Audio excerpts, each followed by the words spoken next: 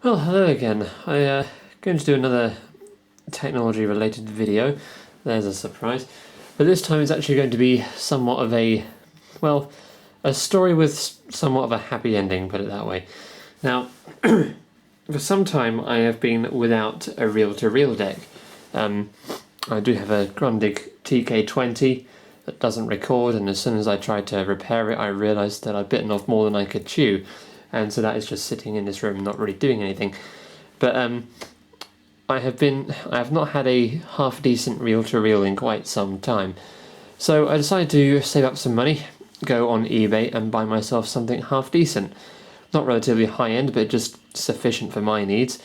And I ended up buying this. It's an Akai 1721L. It's a really nice looking unit, and it does have a brilliant sound, and very well made, of course. Japanese, what do you expect? I did end up getting some new tape as well, because the tape that come with it, well, I can show you here. It looks okay, but the actual tape itself has sort of this all comes off on your finger. It's actually degrading tape. It really does suck, and it doesn't sound very good either. Not too bothered, because all that's on there is a load of old 1970s radio recordings, which I'm really not that interested in. Anyway, the reason this calls for a video is because of the story behind it.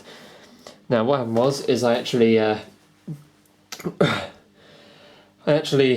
purchased this off eBay under the pretense that it was in full working order, and actually it wasn't in full working order. It had a problem with the left channel, and the left channel was very weak, very muffled sound, and it really wasn't that, it certainly wasn't perfect. It was not sounding the way it was supposed to sound.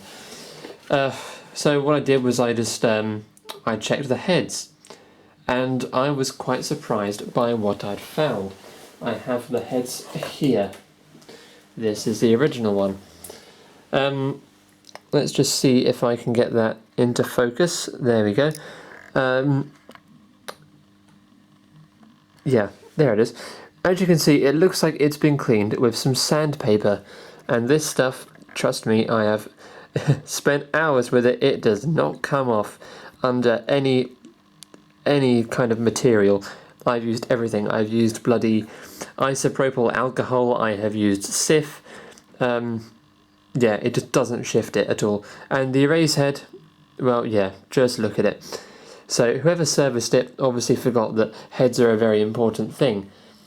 What I did to find out if it was the heads was reverse the wiring on the bottom here, so that it would, the channels would, the faulty channel would switch to the other channel. God, it's quite late at night. I'm usually not making videos this late. I can't get my words together.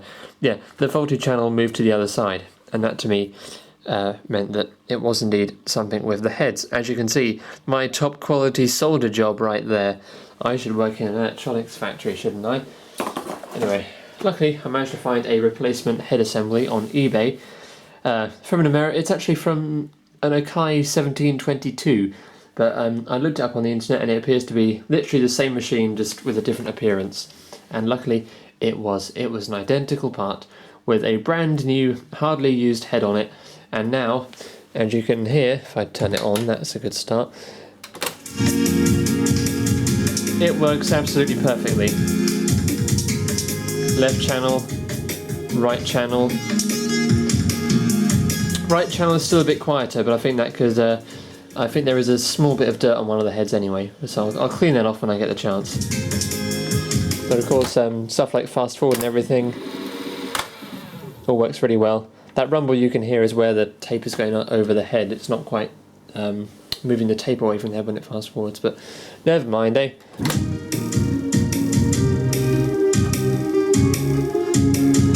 you can see the VU meters there, reacting as they should.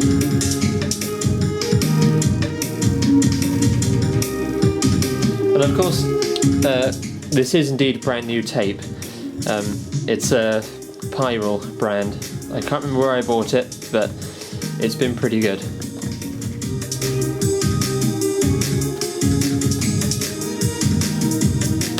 and of course rewind.